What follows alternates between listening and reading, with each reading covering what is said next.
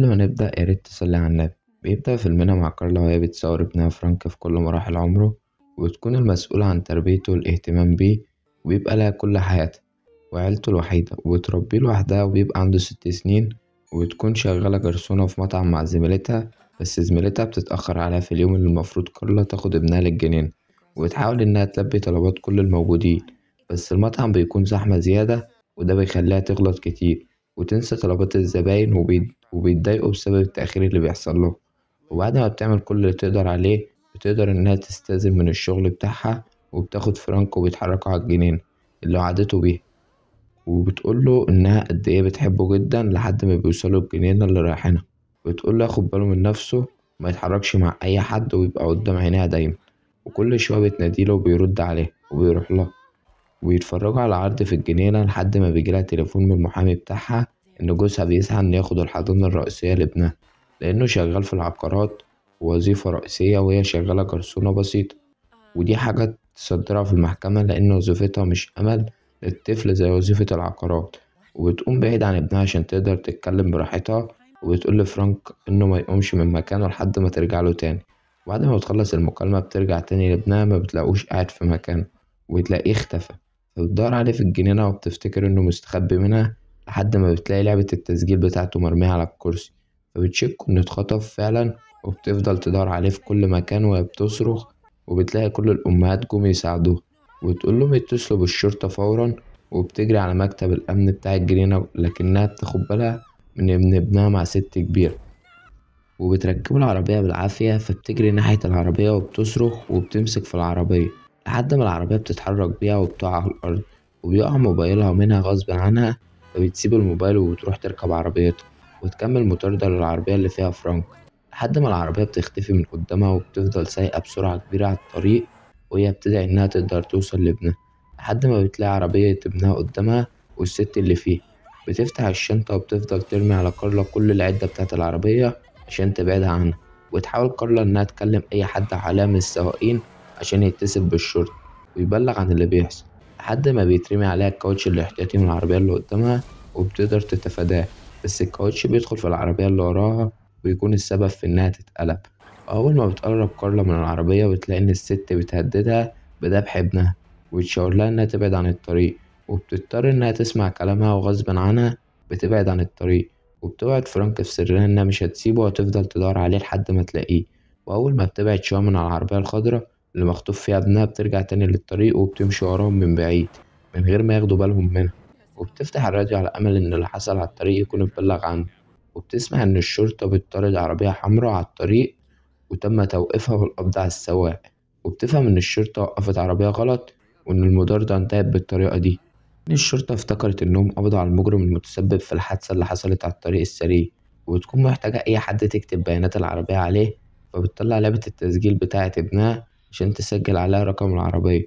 فبتلاقي إن في تسجيل موجود على الجهاز، وهي المحادثة اللي حصلت ما بين الست وفرانك قبل ما يتخطف. وإن الست سألته عن اسمه، وقالت له إن والدته بتدور عليه في موقف العربيات، لأنها افتكرته تايه، وتخليه يجي معاها للعربية الخضراء بتاعتها. وخطفته، وأثناء مطاردتها العربية بتلاقي إن في شرطي ماشي وراها. فبتفضل تتحرك بالعربية على الطريق عشان تلفت انتباه الشرطي، لحد ما الشرطي بيقرب منها، وبتقوله إن العربية اللي قدامها خاطفين ابنها ولازم يوقفوا ويقبض عليهم. بس الشرطي ما بيكونش سامع كلامها، بيفضل يأمرها إنها تقف بالعربية وتركن على جنب، لحد ما العربية الخضراء بتبطأ وبتيجي جنب الشرطي وبتخبطه، لدرجة إنه بيتحاصر ما بين العربيتين وما بيقدرش يتحرك، لحد ما بيخرجوا على الطريق وبيتقلب الموتوسيكل بتاع الشرطة. وبتفضل العربية الخضراء ماشية لحد ما بيركنوا ويوقفوا بعيد عن كارل. وبينزل الخاطف من العربية، وبيكون في إيده سكينة، وبيجري ناحية كارل عشان يقتله. بس بتركب عربيتها وبترجع بيها لورا بسرعة، ومبيقدرش الخاطف إنه يوصلها. فبتتحرك تاني ناحيته عشان تخوفه، كأنها تدوس عليه. بعد ما بتنزل من العربية، وتقوله إنها عايزة ابنها مش عايزة فلوس، بس في المحفظة بتاعتها كل بطاقات الائتمان الخاصة بيه، وتقوله الرقم السري بتاعها عشان يسحب كل الفلوس منها. وبترميله المحفظة بتاعتها، فبياخدها وبيرجع لعربيته من تاني. وبعدها بتلاقي كارلا إن الست اللي خطفت فرانك من الجنينة نازلة، وبتقولها تفتح باب عربيتها عشان تركب معاها، ويروحوا سوا يسحبوا الفلوس من بطاقتها، وبعدها يسيبوا ابنها. فبتقولها كارلا إنها لو فتحت لها هتقتلها، بس الست بتفهمها إنها ممكن يقتلوا ابنها بسهولة، لكن عشان فلوس البنك بتاعتها ممكن يفكروا من جديد.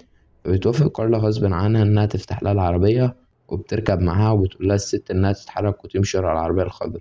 وأول ما بيدخلوا النفق بتهاجمها الست وتحاول تقتلها بحزام الأمان، بس بتقدر كارلا إنها تفتح باب العربية وبترمي الست منها، وبعدها بتلبس الجاكيت بتاعها. بتقول للعربية الخضرا إنها تكمل طريقها عادي، لأن السواق بيفتكر إن الست هي اللي ساق العربية بسبب إن كارلا لبست نفس الجاكيت. وبتشوف كارلا الست وهي بتقوم من على الأرض، فبتتحرك بعربيتها وبتكمل مشي ورا العربية الخضرا لحد ما السواق بيبطل عربيته، وبتقدر يشوف إن سايق العربية هي كارلا.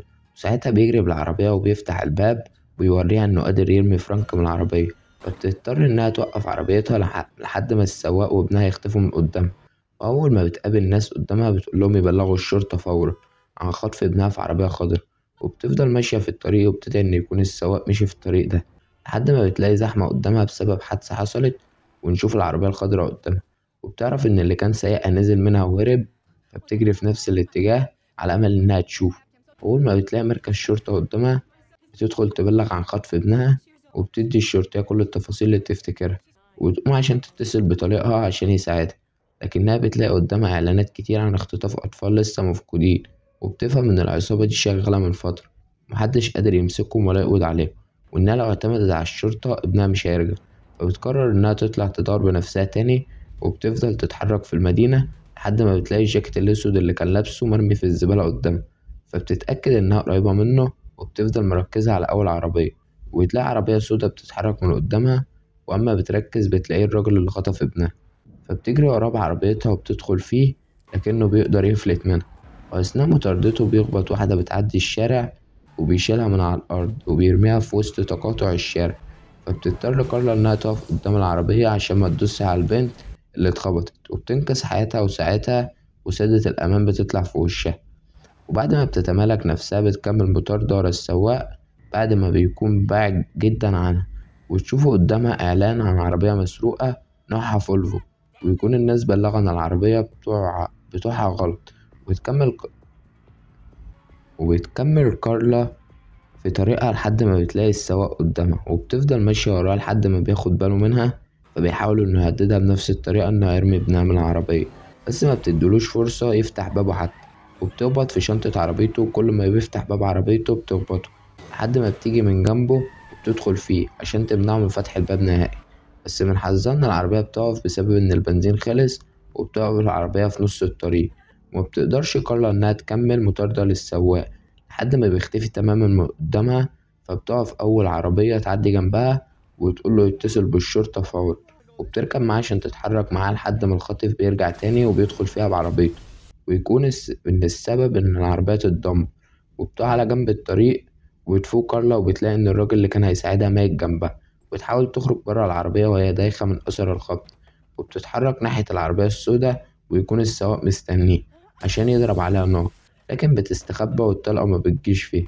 وبتجري تستخبى في عربيتها قبل ما المجرم يجي ناحيتها، لكنه بيكسر الإزاز عليها وبيمد إيده عشان يفتح الباب من جوه. فبتمسك إيده وبتشده لجوه لحد ما بيبقى نصه جوه العربية والنص التاني بره، وبتقفل عليه باب العربية وبتنزل فرامل اليد عشان العربية تتحرك. وبتفضل راجعة لورا في الغابة لحد ما بتدخل في شجرة كبيرة، وبيموت المجرم قدامها قبل ما تعرف ابنها. فبتطلع المحفظة بتاعته وبتعرف عنوانه منها، وبتدخل عنوانه على خريطة العربية وبتلاقي إن بيته على بعد 200 متر. فبتقرر إنها تجريهم لحد ما توصل لبيته، وبتكون الست قدرت توصله وتاخد الطفل منه أثناء ما كانت كارلا مغمى عليه في العربية. وبتوصل كارلا لبيت المجرم وبتدخل بيته، وبتفضل تدور جوه لحد ما بتلاقي صورة مع الست اللي رمتها من العربية، وبتتأكد إن ده هو البيت لحد ما بتسمع صوت الست وهي بتتكلم مع حد في التليفون، وبتقوله إن العمولة هتزيد الضعف على الطفل الجديد بسبب المشاكل اللي أمه عملتها، وإن جوزها تاري المفروض يحل المشكلة دي. ويظهر إن الست جسمها متدمر بسبب وقعتها من العربية. وبتتأكد إن اللي بيتكلمه بقى 100 وتأكد على اللي بتكلمه إن السعر بقى 100,000 دولار، وإلا مش هاخد الطفل منها. وبتستناها كارلا لحد ما بتخلص مكالمتها، وتشوفها وهي رايحة للمخزن اللي برا البيت. فبتجري على التليفون عشان تتصل بالشرطة وتبلغ عن تيري ومراته إنهم هما اللي خطفوا ابنها. ويكون معاها بندقية تيري لسه من غير رصاص، فبتفضل تدور على الرصاص في المكان اللي هما فيه أثناء ما بتتصل بالشرطة، وتبلغ عن اختطاف ابنها وتقولهم على المكان اللي هي فيه، وتقولها اللي معاها على الخط إن المساعدة هتجيلها بعد 15 دقيقة ولازم تستخبى في مكان آمن لحين الدعم يوصل ليه. وساعتها بتلاقي إن الست رجعت البيت ومعاها بواقي بيتزا وعلب عصير من المخزن، وبتسيبهم في المطبخ وبتطلع تاخد عربيتها وبتمشي بعيد عن البيت. فبتتأكد إن فرانك ابنها موجود في المخزن، وبتتحرك عليه وبتفضل تناديله لحد ما بيرد عليها. بيكون محبوس في مكان في سقف المخزن والباب مقفول بالقفل، بس بيكون قدامها فتحة نازلة منها ماسورة كبيرة، فبتقرر إنها تكسر الماسورة عشان تنزل ابنها منها. ويكون معاها طفلين تانيين، بس الست بتكون رجعت بيتها وسمعت صوت خبط في المخزن، فبتروح تعمر البندقية اللي معاها وتجيب الكلب بتاعها عشان يطاردهم. وتكون كارلا وابنها هربوا من المخزن وسابوا البنتين التانيين عشان يرجع لهم بالشرطة، ويلاقوا قدامهم بحيرة، فبتستخبى تحت الجسر الخشب في المية عشان الكلب ما يوصلهمش. لكن الست بتعرف انهم تحت رجليها، وقبل ما بتضرب عليهم نار بتقدر كارلا انها تمسك في رجلها وتوقعها في المية، وفي رصاصة بتتضرب في الكلب بتموته، وبتخنقها كارلا لحد ما بتموت. وبترجع المخزن عشان تنقذ البنات، لكن قبل ما ينزلوا من المكان اللي هما فيه بتلاقي راجل دخل عليه وبيقول لها إنه جار تيري في البيت اللي جنبه. وأما سمع دوشة جه يعرف اللي بيحصل، وتقوله إن تيري ومراته خطفوا ابنها. ساعتها بيسمع الجار إن في صوت جاي من فوق، فبيصدق كلام كارلا وبيروح عشان يطمن البنات، وبيقول لهم إنه هينقذهم هما الاتنين. فبتقوله كارلا إنها ملقتلهمش إن هما اتنين أو بنات حد، وتشك فيه فعلا، وبيكون فرد من أفراد العصابة، وبتضربه على وشه وبيغمى عليه لحد ما بتيجي الشرطة وبيقبضوا عليه. وبتنجح كارلا إنها تنقذ ابنها من العصابة، وبتنقذ بنتين كمان من الخطف. وبتنتشر الأخبار عن كارلا إنها البطلة الحقيقية اللي رفضت الاستسلام ونجحت في إنقاذ ابنها. وبكده بيخلص فيلمنا. ياريت لو عجبك متنساش تعمل لايك وتشترك في القناة. سلام.